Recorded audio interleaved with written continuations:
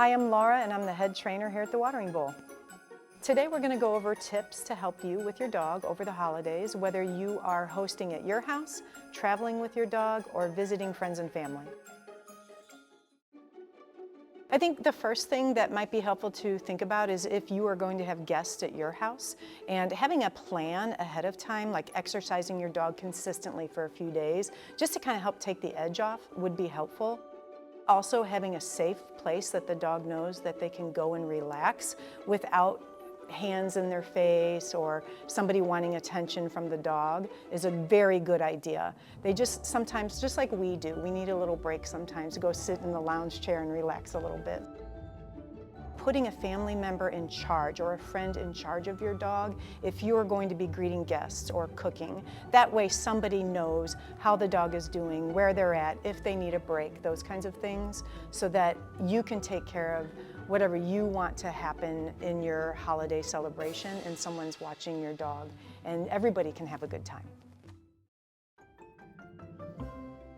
If you're thinking about traveling this holiday season, some good ideas to keep in mind are how you're going to transport your dog. Are they comfortable in the car? Are they anxious? Is there anything you can do ahead of time before you get in the car? Another thing to be sure of is that they have identifying information on them so that in case you don't get the leash on them before you open the door and they hop out, you have some way of tracking them and making sure that you get them back. If you're traveling for hours, make enough stops for your dog because needing to stretch their legs can really help calm them down a little. It doesn't help them to hop out of a car to a new environment if they're already a little bit anxious or uncomfortable. Some dogs do need help from a vet to travel long distances, and so reaching out ahead of time to have a plan and maybe even testing different calming chews is a good idea so that your travels can be comfortable. Yours too, because there's nothing like having an uncomfortable dog in a car.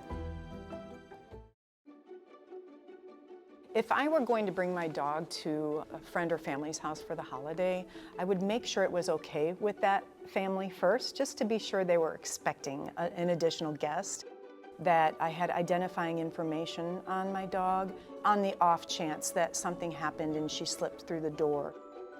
I would also ask what kinds of other guests might be there, small children, elderly people, things like that are important to take into consideration, especially if you have a dog that jumps. Know the signs that your dog is getting uncomfortable.